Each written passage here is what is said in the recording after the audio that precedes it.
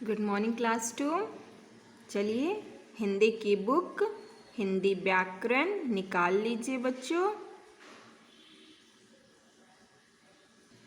Book निकालिए बच्चों, पाठ 15 खोल लीजिए। पाठ 15 है कहानी पाठ। कहानी पाठ यानी स्टोरी टाइम। मैंने स्टोरी टाइम में पहला स्टोरी शेर और चूहे की स्टोरी बता दिया था चित्रों की सहायता से। आज हम इसी का दूसरा स्टोरी पढ़ेंगे। आज दूसरी स्टोरी है बौने और राजकुमार की। किसकी है? बौने और राजकुमार। तो चलिए मैं स्टोरी पढ़ रही हूँ, कहानी पढ़ रही हूँ, आप भी घर पे इसे पढ़िएगा। एक राजा था। ये किसकी कहानी है बच्चों? बौने और राजकुमार की। एक राजा था, उसके 2 पुत्र थे। एक का नाम शांत कुमार और दूसरे का नाम भरत कुमार था। एक का नाम क्या था बच्चों? शांत कुमार और दूसरे का नाम भरत कुमार था। शांत कुमार बहुत ही हंसमुख था और सबकी बात मानता था। शांत कुमार जो था बहुत ही हंसमुख था और सबकी बात मानता था, जबकि भरत कुमार जिद्दी था और किसी की बात नहीं मानता था। जबकि भरत कुमार जो था वो अपने शांत कुमार भाई के जस्ट उल्टा था, यानी वो बहुत जिद्दी था और किसी की बात नहीं मानता था। जबकि जो शांत कुमार था वो बहुत हंसमुख था, बहुत हंसता था, वो सबसे अच्छे से बात करता था। एक दिन दोनों खेलते खेलते महल से बाहर दूर निकल गए। एक दिन की बात है, दोनों भाई खेल रहे थे, खेलते खेलते महल से बहुत दूर निकल गए। आप लोग भी तो खेलते खेलते घर से बाहर निकल जाते हो, तो इसी तरह दोनों राजकुमार खेलते खेलते महल से दूर निकल आए। तभी उन्हें एक एक करके 4 बौने मिले। तभी उन्हें जब राजकुमार घर से बाहर आए खेलते खेलते, तभी उन्हें एक एक करके 4 बौने मिले, 4 छोटे छोटे बौने मिले। उन्होंने दोनों राजकुमारों से सावधानी रखने के लिए कहा।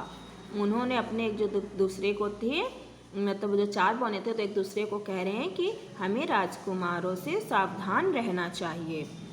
पहले बौने ने कहा, मेरे सिर में दर्द है, इसलिए आप जोर से मत बोलिए। पहले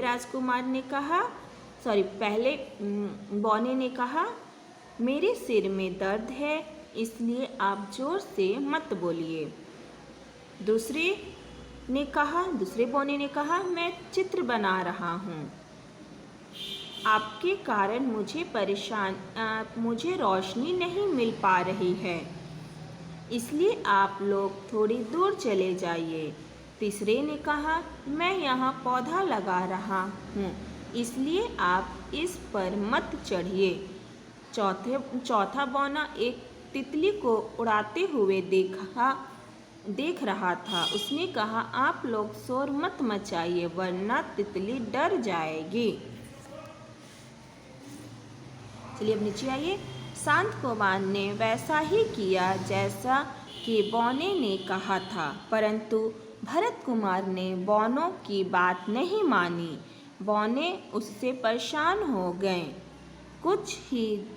कुछ देर बाद दोनों राजकुमार वहाँ से चले गए। कुछ दूर जाकर किसी कारण से वे बिछड़ गए और रास्ता भटक गए।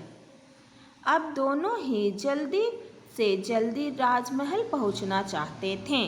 दोनों राजकुमार जो थे, जो 4 बौने थे, 4 बौनों ने अलग अलग बातें बोली उससे सावधान रहने की।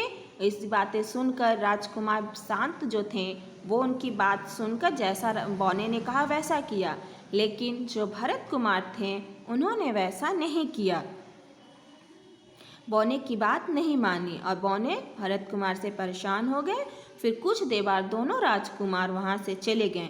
चलते चलते दोनों राजकुमार जो थे, किसी कारण से दोनों राजकुमार एक दूसरे से बिछड़ गए, अलग हो गए। जब दोनों राजकुमार अलग हो गए, दोनों राजकुमार सोचे हम जितनी जल्दी से जल्दी अपने घर राजमहल पहुँचना चाहते थे। नेक्स्ट पेज ओपन कीजिए। थोड़ी देर बाद दोनों राजकुमारों को अलग अलग चारों बौने दोबारा मिले। फिर दोनों राजकुमार को अलग अलग करके चारों बौने दोबारा मिले। राजकुमारों ने उनसे सहायता मांगी। बौने ने भरत कुमार की सहायता नहीं की क्योंकि वे उससे बहुत नाराज थे, जबकि शांत कुमार की हर तरह से सहायता की और राजमहल पहुंचाने के सभी गुप्त रास्ते भी बताए। भरत कुमार बहुत देर तक रास्ते में भटकता रहा।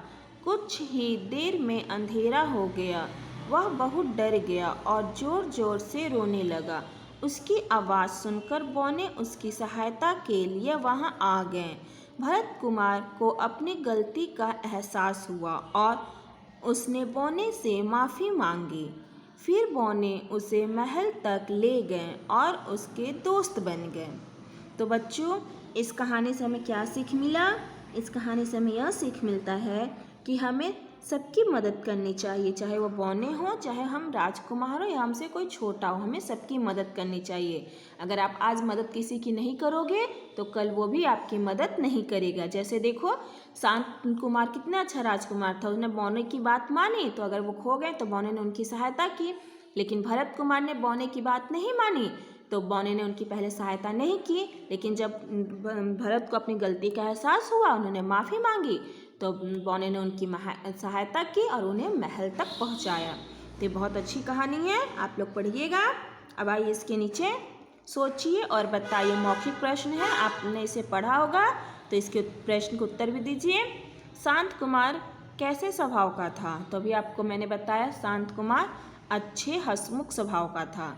भरत कुमार कैसे स्वभाव का था? भरत कुमार बहुत जिद्दी स्वभाव के था।